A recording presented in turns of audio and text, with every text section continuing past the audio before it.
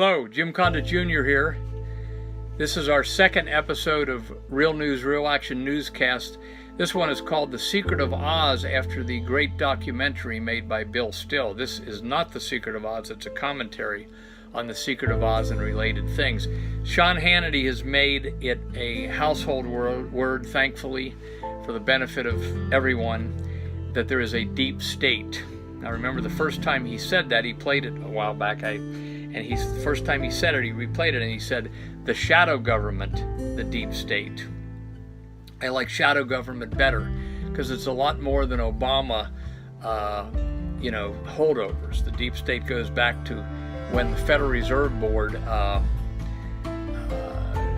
was stupidly, by Congress, stupidly delegated the issuing of our money to the Federal Reserve Board.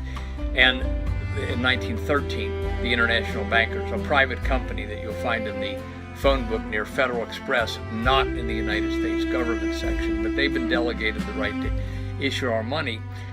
And this is the shadow government, because if you think about it, a very small part of humanity could only be influencing humanity so much if they could issue all the money they wanted. And they've never been audited since 1913. And they're arrogant enough that in 2012 they just told the Congress, hey, we're not going to tell you how much money we're issuing into circulation.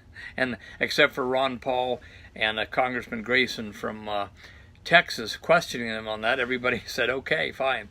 So, of course, these people kill people if they get in their way, such as President Kennedy, but that's another story. So The Secret of Oz is the documentary, 90 minutes on YouTube, put out by Bill Still, and that's what you want to tell people to watch. If they want to understand what the deep state is, that's what they should watch. Now, think of it this way. If I could write all the money I wanted, then within 5 months I would be setting people up with $100,000 salaries in all 50 states to start organizing the precinct project so we could overthrow, or, really, we're not overthrowing the United States government. We'd be kicking the criminals out of the United States government and their agents down at the local level who are too dumb to know who they're representing in most cases.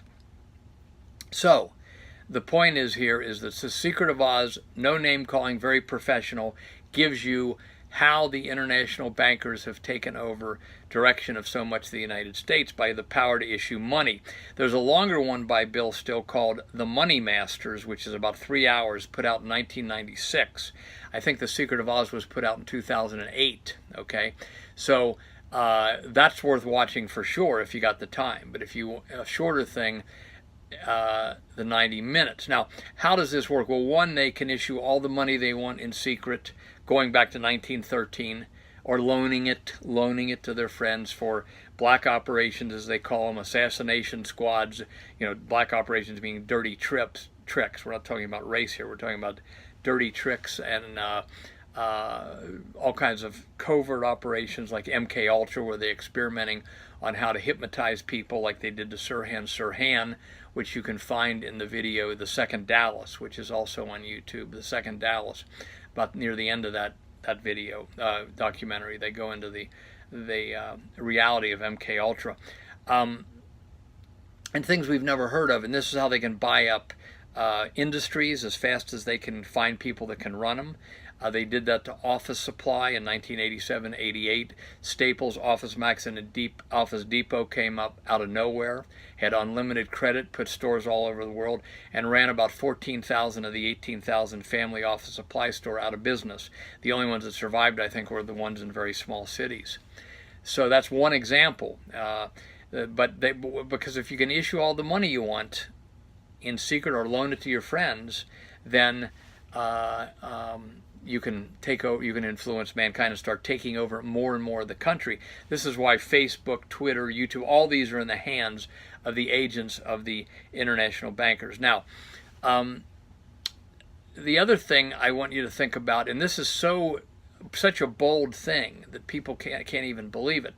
If I was the Federal Reserve and I could loan you, say, I want to get you started to take over an industry or just to help you, and I want to put $20 million into your checking account, which is a loan that we try to pay it back, But if you don't pay it back, we'll write it off and have the taxpayers pay it back. So what would I do? I would say to you, Joe or Sue or whoever, I'd say, here's your checkbook, and there's $20 million in it. And you might say, well, how'd you do that? Well, because Congress gave me the power to issue money, I went into your checking account, and where it said maybe no loan, I typed in $20,000,000,000. I typed in $20 million like I would do on a Word document. And as long as I do it in the system, then you now have $20 million. I had this actually happen to me in the late 80s when we needed a little line of credit to pay payroll sometimes and that. I got a $20,000 line of credit. And what happened was I went in when we got it granted. I left the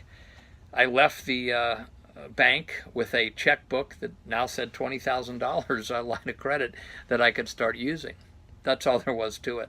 That's how they do it now. But that's so you can get how powerful this could be over 104 years, 105 years since 1913. We're doing this in 2018. And by the way, you see behind me here, you see Secret of Oz, Episode 2, August 24th, 2018. So you can look up on this side and kind of always see, what episode we're doing and what the subject is. So anyway, let me just give you a few other related sources here. The first book done on the Federal Reserve in this subject was by Eustace Mullins. It was called The Secrets of the Federal Reserve, about 1955-56.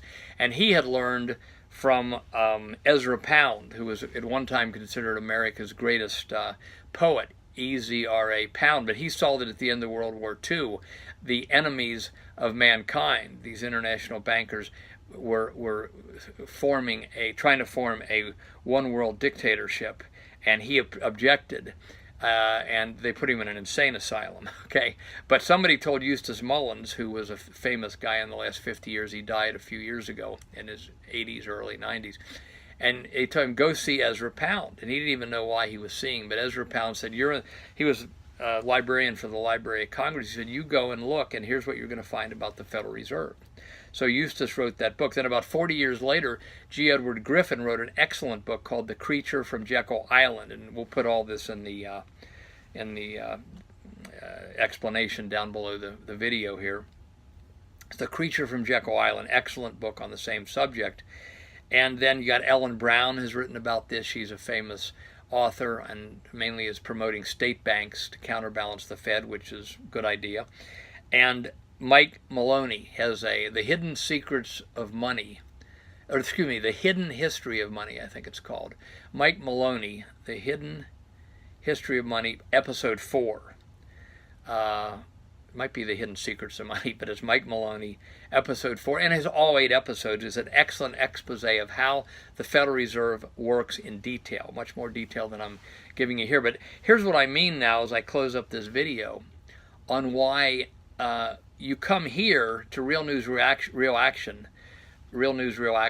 newscast to get the missing puzzle piece, because none of these sources give you the answer of how we should issue money. In other words, if they said right now, hey, we're going to send this Federal Reserve home, we're going to use the clause in the Federal Reserve Act, which was exposed by former banker Charles Collins when he ran for president in 1996 and 2000. Right in the Federal Reserve Act in 1913, it tells us how we can buy the Federal Reserve out as a country and take back over the money supply. Okay, so if they said, we're going to do that and send the Federal Reserve home, you run it. Jim, you and all your viewers, you run it. Well, what would we do? Well, most people don't know what to do. These other sources I've given you, as excellent as they are, much better videos than I make. I like watching all of them. I'm a great admirer of all these people. But when it comes to the solution, they kind of leave it a little bit nebulous. Bill Still quotes or follows Milton Friedman, the false saint economist, who says, why don't we just increase the money supply by 1 or 2% a year? And Mike Maloney at the end of his says, let's have a discussion internationally on how we solve in this system. Well, a guy named C.H. Douglas in 1917, 1918 already solved it.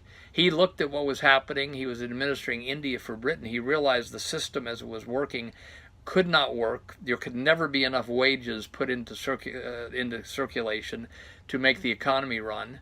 And there would always have to be inflation the way the systems were working. So he came up with a system that we have on a website called thisageofplenty.com. thisageofplenty.com. It's a simple website, 22 questions and answers, I think 24 maybe, and we refer you to a few books. And if you want to search that, he called it social credit. It's a free enterprise system. It's not socialism. He called it social credit. But we don't call it that because it sounds, when you say social, it sounds like you're going to say socialism, and that's no good in American. We're against socialism. So what is happening now, though, because the dysfunction of of what we got in the United States now, which is veering towards vulture capitalism, which is bad, and socialism and communism are bad, but vulture capitalism is bad. Pat Buchanan condemned vulture capitalism when he was running for president in 1996, and immediately that Trotskyite communist posing as a conservative, the late Charles Krauthammer, the next day wrote a column, oh, we shouldn't use vulture capitalism, but see, even Fox, they're all for vulture capitalism as if the only alternative is socialism. Well, there's another alternative, and it's free enterprise, the dividend. We call it the National Dividend or the Dividend, which is free enterprise. It'll save free enterprise. And we'll go into that another video called This Age of Plenty soon. But if you want to look at it quickly, you can go to thisageofplenty.com and look at the look at that one page, 24 questions and answers, I think, and also the books we link to. And there's a Professor Haydorn who is a very good expert in this, who has some videos on YouTube. Anyway, that is the solution that is not mentioned in any of these other excellent sources, which tell you who is running so much of the world through the power to issue money through the international banks. If you haven't done it yet, or if you doubt there's a deep state, go on YouTube, watch The Secret of Oz, and have everyone you know watch The Secret of Oz, and send Bill Still a donation. Bill Still runs an excellent podcast like this. This is my second, but he's done 1,400 and whatever, because I'm a tech moron and finally got set up here. But he's been doing it for years, and he deserves your support. And the Money Masters, if you got the time, 3-hour video is excellent. So at any rate, that's it. We'll be back with episode 3 soon on Real News, realaction.com. If we ever get shut down, they tell me I got to say to like us, support us on, and it tells you how to go to patreon.com or to realnews.realaction.com. And if we get kicked off of YouTube and everywhere else, or if they shut down Patreon or something, you always remember to go to realnews.realaction.com so you can find us. And we're saving all these videos on our hard drive, so if they ever shut us down, we can re-put them up on our own server. So anyway, thanks for watching. We have an action plan, or you should know that, and that you can watch our 30-minute video on in the About section on realnews.realaction.com. I think it's a 40-minute video that tells about this newscast and our action program. So thanks for watching. Everybody into the battle.